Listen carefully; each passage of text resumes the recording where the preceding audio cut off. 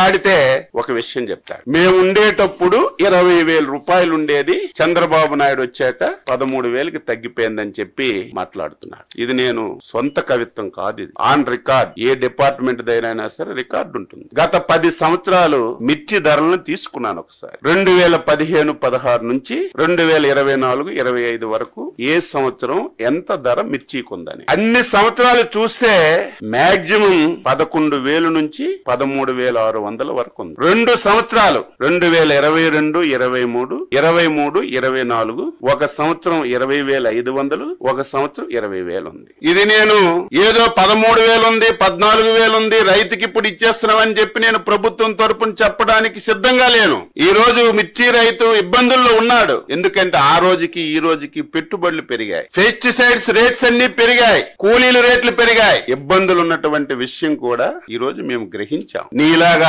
చేతులు కొట్టుకొని ముడుచుకోను, నీలాగా ఎవరో పేపర్ మీద రాస్తే చదవడము ఈ ప్రభుత్వానికి, ఈ ప్రభుత్వంలో ఉన్నటువంటి మాకు అవసరం లేదని చెప్పి తెలియజేస్తున్నాం. ఎంత తెలివైన వాడంటే జ్ఞానమున్న ఏ వ్యక్తి కూడా చేయడు. ఒక దంపుడు ఉపన్యాసం ఇచ్చావు కదా జగన్మోహన్ రెడ్డి, దీని ఒక్కదానికి నువ్వు ఆన్సర్ చెప్పు. ప్రభుత్వం మద్దతు ధర ఎప్పుడు ప్రకటిస్తుంది? మార్కెట్ లో ధర తక్కువ ఉంటే ప్రభుత్వం మద్దతు ధర ప్రకటించి ప్రభుత్వం వెంటనే ఇంటర్వ్యూన్ అయి కొంత డబ్బులు పెట్టి ప్రభుత్వం కొన్నప్పుడే మనం మాట్లాడాలి. ఎంత తెలివైన వాడంటే 9/1/2020 సంవత్సరం. ఇంకా అబద్ధం చెప్తే నేనేం చెప్పలేను. ఆ రోజుకి ఈ పెద్ద మనిషి ముఖ్యమంత్రి అని నేను అనుకుంటున్నాను. ఆ రోజు అగ్రికల్చర్ డిపార్ట్మెంట్ నుంచి, మార్కెట్ యార్డ్ డిపార్ట్మెంట్ నుంచి ఒక జీవో రిలీజ్ చేశారు. ఆ రోజు మధుసూదన్ రెడ్డి గారు స్పెషల్ చీఫ్ సెక్రటరీగా ఉన్నారు. ఆ రోజు రెడ్ సిల్లీకి ఈ పెద్ద మనిషి మార్కెట్ రేట్ ఎంత ఇచ్చాడంటే 7,000 రూపాయలు ఇచ్చాడు. ఈ పెద్ద మనిషి 7,000 రూపాయలు మార్కెట్ రేటు జీవో రిలీజ్ చేసిన నాటికి